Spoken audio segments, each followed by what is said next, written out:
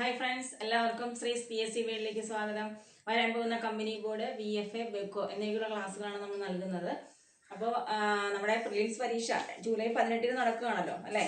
ഒന്നാം ഘട്ടം, രണ്ടാം ഘട്ടം, രാവിലെ ഒന്നാം ഘട്ടവും ഉച്ച കഴിഞ്ഞ് രണ്ടാം ഘട്ടവുമാണ് അല്ലേ. അതുപോലെ ഹോൾ ടിക്കറ്റ് 4-ാം തീയതി എത്തുന്നല്ലേ പറഞ്ഞേക്കുന്നത്. ഓക്കെ, അപ്പോൾ എല്ലാവരും നന്നായിട്ട് പഠിക്കുക കേട്ടോ. കറണ്ട് അഫയേഴ്സിൻ്റെ ഒക്കെ പ്രാധാന്യം മനസ്സിലാക്കി തന്നെ പഠിക്കുക. എല്ലാം റിവിഷൻ നടത്തുക. ഓക്കെ, അപ്പോൾ നമുക്ക് 2025 ജൂലൈ മാസത്തിലെ കറണ്ട് അഫയേഴ്സ് നമ്മൾ ഇന്നലെ സ്റ്റാർട്ട് ചെയ്തായിരുന്നു. അപ്പോൾ നമുക്ക് ഇന്നത്തെ ക്ലാസ്സിലേക്ക് പോവാം. ഓക്കെ, ഒന്നാമത്തെ ക്വസ്റ്റ്യൻ നോക്കിക്കേ. സമുദ്രനിരപ്പ് ഉയരുന്നതിനനുസരിച്ച് മുങ്ങിക്കൊണ്ടിരിക്കുന്ന ദ്വീപരാഷ്ട്രം ഏതാണ്? എന്താണ്? സമുദ്രനിരപ്പ് ഉയരുന്നതിനനുസരിച്ച് മുങ്ങിക്കൊണ്ടിരിക്കുന്ന ദ്വീപ് രാഷ്ട്രമാണ് ടുവാലു എന്ന് പറയുന്നത്. അപ്പൊ ടുവാലു എന്ന് പറയുന്നത് എന്താണ്? ഒരു ദ്വീപ് രാഷ്ട്രമാണ്. എന്താണ് ടുവാലുവിന്റെ പ്രത്യേകത? സമുദ്രനിരപ്പ് ഉയരുന്നതിനനുസരിച്ച് മുങ്ങിക്കൊണ്ടിരിക്കുകയാണത്. അതുകൊണ്ടാണ് അവിടെ പ്രാധാന്യം വന്നത് കേട്ടോ, ടുവാലു. ഓക്കെ, അടുത്ത ക്വസ്റ്റ്യൻ. ഒരു പദ്ധതിയാണ് വനത്തിനുള്ളിലെ ആദിവാസി ഇതര വിഭാഗങ്ങളെ മാറ്റി പാർപ്പിക്കുന്ന ഒരു പദ്ധതിയാണ്. ഏതെന്ന് പറയുന്നത്? നവകിരണം. നവകിരണം എന്ന് പറയുന്നത് ആദിവാസി വിഭാഗങ്ങളല്ല, ശ്രദ്ധിക്കുക. വനത്തിനുള്ളിലെ ആദിവാസി ഇതര വിഭാഗങ്ങളെ വനത്തിൽ നിന്നും പുറത്തുള്ള ആവാസ വ്യവസ്ഥയിലേക്ക് കൊണ്ടുവന്ന് അവരെ മാറ്റി പാർപ്പിക്കുന്ന ഒരു പദ്ധതിയാണ് നവകിരണം എന്ന് പറയുന്നത്. ഓക്കെ, അടുത്ത നോക്കിക്കേ. ഒരു ഓപ്പറേഷൻ ആണ്, ഒരു പരിശോധനയാണ്. നമ്മുടെ സംസ്ഥാന വിജിലൻസിന്റെ ഒരു പരിശോധനയാണ്. സംസ്ഥാന വിജിലൻസ് രജിസ്ട്രേഷൻ ഓഫീസുകളിൽ നടത്തുന്ന പരിശോധന അറിയപ്പെടുന്നത് ഓപ്പറേഷൻ സെക്യൂർ ലാൻഡ് എന്നാണ്. അപ്പോൾ ഓപ്പറേഷൻ സെക്യൂർ ലാൻഡ് ആരുമായിട്ട് ബന്ധപ്പെട്ടതാണ്? സംസ്ഥാന വിജിലൻസുമായിട്ട് ബന്ധപ്പെട്ടതാണ്.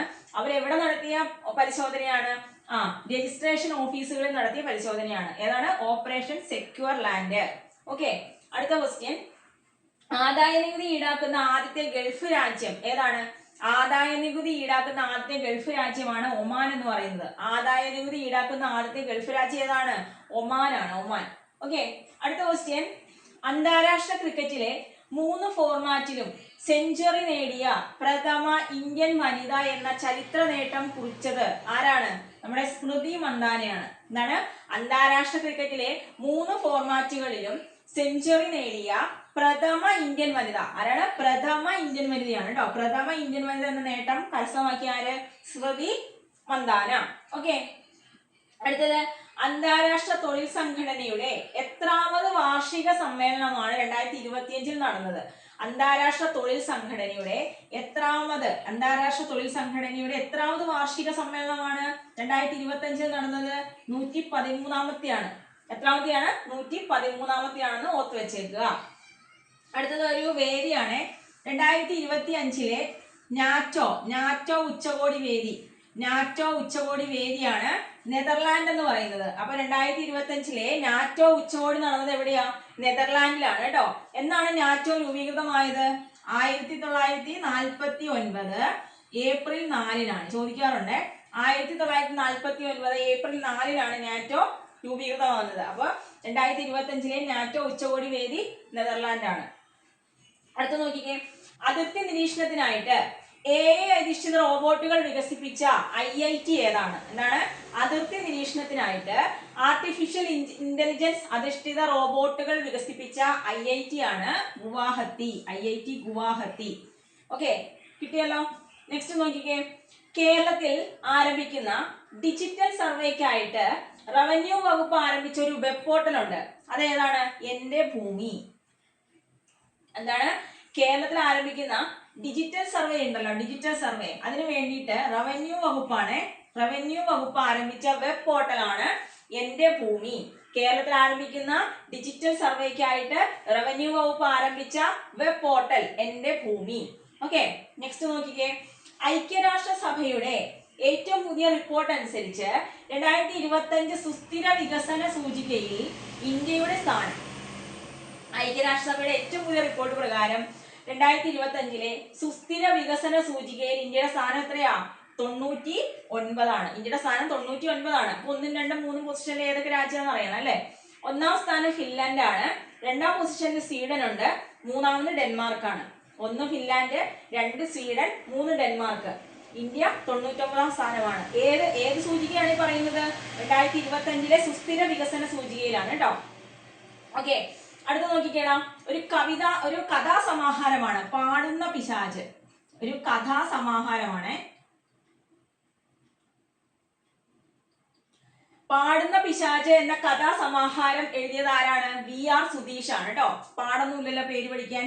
VR സുധീഷ് ആണ്. പാടുന്ന പിശാച് എന്ന കഥാസമാഹാരം രചിച്ചത് ആരാണ്? VR സുധീഷ് ആണെന്ന് ഓർക്കുക. നെക്സ്റ്റ് നോക്കിക്കേ, മലേറിയ മുക്തമായി പ്രഖ്യാപിക്കപ്പെട്ട ആമസോൺ മേഖലയിലെ ആദ്യത്തെ രാജ്യം. മലേറിയ മുക്തമായിട്ട് പ്രഖ്യാപിക്കപ്പെട്ട ആമസോൺ മേഖലയിലുള്ള ആദ്യ രാജ്യമാണ് സുരിനാം എന്ന് പറയുന്നത്. സുരിനാം ആണ് കേട്ടോ. മലേറിയ മുക്തമായി പ്രഖ്യാപിക്കപ്പെട്ട ആമസോൺ മേഖലയിലെ ആദ്യ രാജ്യം ഏതാണ്? സുരിനാം ആണ് കേട്ടോ. സുരിനാം. ഓക്കെ. ഹാരപ്പൻ സംസ്കാരത്തിന് 5000 വർഷം മുൻപുള്ള ജനവാസ കേന്ദ്രം കണ്ടെത്തിയത് എവിടെയാണ്? ഹാരപ്പൻ സംസ്കാരത്തിന് 5000 വർഷം മുൻപുള്ള ജനവാസ കേന്ദ്രം കണ്ടെത്തിയത് എവിടെയാ? ഗുജറാത്തിലെ കച്ച് ഗ്രാമത്തിലാണ്. എവിടെയാണ്? ഗുജറാത്തിലെ കച്ചിലാണെന്ന് ഓർക്കുക കേട്ടോ. അപ്പൊ ഹാരപ്പൻ സംസ്കാരത്തിന് 5000 വർഷം മുൻപുള്ള ജനവാസ കേന്ദ്രം കണ്ടെത്തിയത് ഗുജറാത്തിലെ കച്ചിലാണ്. ഓക്കെ. അടുത്ത ക്വസ്റ്റ്യൻ, 2025 ജൂലൈയില് കാർ അപകടത്തിൽ അന്തരിച്ച പോർച്ചുഗീസ് ഫുട്ബോൾ താരം ആരാണ്? ദിയോഗോ ജോട്ടയാണ്. അപ്പൊ ഇദ്ദേഹം ഫുട്ബോൾ താരമാണ്, പോർച്ചുഗീസ് ഫുട്ബോൾ താരമാണ്. അദ്ദേഹത്തിന് എന്ത് സംഭവിച്ചു? അദ്ദേഹം കാർ അപകടത്തിൽ അന്തരിച്ചു അല്ലെ. ഇപ്പൊ 2025 ജൂലൈയില് കാർ അപകടത്തിൽ അന്തരിച്ച പോർച്ചുഗീസ് ഫുട്ബോൾ താരം ആരാണ്? ദിയോഗോ ജോട്ടയാണ്. ദിയോഗോ ജോട്ട. ഇതിനടുത്തത്, വെള്ളപ്പൊക്കം സംബന്ധിച്ച മുന്നറിയിപ്പ് 2 ദിവസം മുൻപ് നൽകാൻ സാധിക്കുന്ന വെബ് അടിസ്ഥാനമാക്കിയ പ്ലാറ്റ്ഫോം ഏതാണ്? എന്താണ്? വെള്ളപ്പൊക്കം സംബന്ധിച്ച മുന്നറിയിപ്പ് 2 ദിവസം മുൻപ് നൽകാൻ സാധിക്കുന്ന വെബ് അടിസ്ഥാനമാക്കിയ പ്ലാറ്റ്ഫോമിന്റെ പേരാണ് സീ ഫ്ലഡ്. എന്താണ് പേര്? Sea flood. അപ്പൊ എന്താണ് സീ ഫ്ലഡ് എന്ന് പറയുന്നത്? ഒരു പ്ലാറ്റ്ഫോം ആണ്. എന്ത് പ്ലാറ്റ്ഫോം ആണ്? വെള്ളപ്പൊക്കം സംബന്ധിച്ച് മുന്നറിയിപ്പ് 2 ദിവസം മുൻപ് നൽകാൻ സാധിക്കുന്ന വെബ് അടിസ്ഥാനമാക്കിയിട്ടുള്ള പ്ലാറ്റ്ഫോം ആണ് സീ ഫ്ലഡ് എന്ന് പറയുന്നത്. ഓക്കെ. അപ്പൊ ആദ്യം മുതൽ നമുക്ക് നോക്കാം. നോക്കിക്കേ, എന്താണ് ടുവാലു? ഒരു ദ്വീപ രാഷ്ട്രമാണ്. എന്താണ് അതിന്റെ പ്രത്യേകത? സമുദ്രനിരപ്പ് ഉയരുന്നതിനനുസരിച്ചിട്ട് അത് മുങ്ങിക്കൊണ്ടിരിക്കുകയാണ്. അപ്പൊ സമുദ്രനിരപ്പ് ഉയരുന്നതിനനുസരിച്ച് മുങ്ങിക്കൊണ്ടിരിക്കുന്ന ദ്വീപ് രാഷ്ട്രമാണ് ടുവാലു എന്ന് പറയുന്നത്. ഓക്കെ. അടുത്ത, നവകീരണം പദ്ധതി എന്തായിരുന്നു? വനത്തിനുള്ളിലെ ആദിവാസി ഇതര വിഭാഗങ്ങളെ മാറ്റി പാർപ്പിക്കുന്ന പദ്ധതിയാണ് നവകീരണം. ഇതിൽ ഓപ്പറേഷൻ സെക്യൂർ ലാൻഡ് എന്താണ്? ആര് നടത്തിയ പരിശോധനയാണ്? നമ്മുടെ വിജിലൻസ്, സംസ്ഥാന വിജിലൻസിന്റെ പരിശോധനയാണ്. എവിടെ നടത്തിയതാണ്? രജിസ്ട്രേഷൻ ഓഫീസുകളിൽ അല്ലെ. അപ്പൊ സംസ്ഥാന വിജിലൻസ് രജിസ്ട്രേഷൻ ഓഫീസുകളിൽ നടത്തിയ പരിപാടി ആണ് ഓപ്പറേഷൻ സെക്യൂർ ലാൻഡ് എന്നറിയപ്പെടുന്നത്.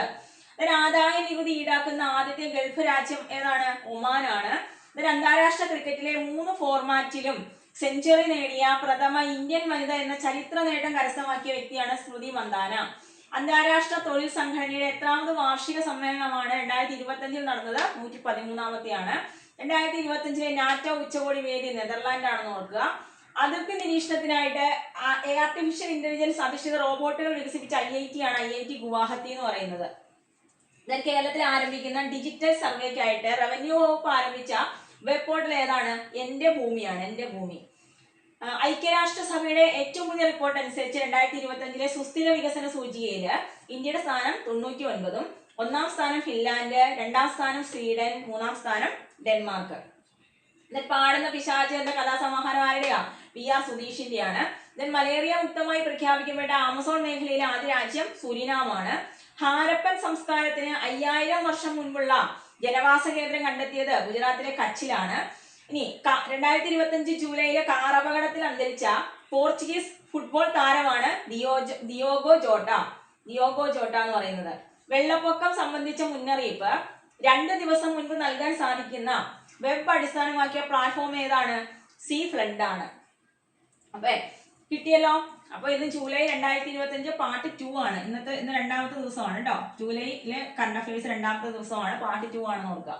അപ്പൊ നിങ്ങൾ കാണാത്തവരുണ്ടെങ്കിൽ ക്ലാസ്സുകൾ ഓർഡർ അനുസരിച്ച് കണ്ടുവരിക കേട്ടോ. എന്നാലേ നമുക്ക് പ്രയോജനം ഉണ്ടാവുള്ളൂ. ഓക്കെ. അപ്പൊ ക്ലാസ്സുകൾ ഇഷ്ടമായെങ്കിൽ ലൈക്ക് ചെയ്യുക, ഷെയർ ചെയ്യുക, സബ്സ്ക്രൈബ് ചെയ്യുക. Okay, by.